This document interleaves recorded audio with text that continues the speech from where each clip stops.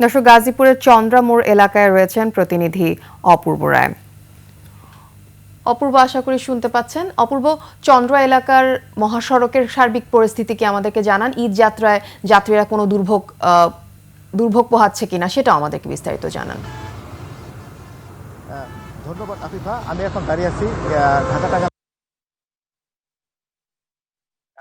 এখান থেকে আমি সকাল থেকে ঢাকা টাঙ্গাইল এবং ঢাকা মহাসড়কের বিভিন্ন স্থানে দেখেছি। মহাসড়কের কিন্তু এখন পর্যন্ত কিন্তু কোথাও মানুষের যে চাপ সেটা কিন্তু এখনো নাই। তবে চন্দ্রামোড় এলাকায় যানবাহনের কিছুটা কিন্তু জটালো রয়েছে। আর ঢাকা ময়মনসিংহ মহাসড়কের চান্দর রাস্তায় আমি সকাল থেকে যেটা দেখেছি, মানুষের কিন্তু যাওয়ার পরিবর্তে দুর্ভোগ না থাকলেও যানবাহনের কিছু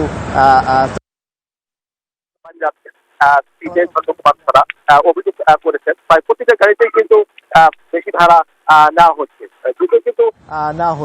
যদিও কিন্তু আগে প্রশাসন থেকে আইনশৃঙ্খলা পক্ষ থেকে বলা হয়েছিল যে এবার কিন্তু ঈদে ঘরমুখী যারা যাত্রী আছে তাদেরকে কিন্তু অতিরিক্ত ভাড়া নেওয়া হলে কিন্তু তাদের বিরুদ্ধে আইনগত ব্যবস্থা নেওয়া হবে। তবে আমরা এখন মতো কিন্তু ওই আইনগত যে ব্যবস্থা সেটা কিন্তু আমরা এখনো দেখিনি।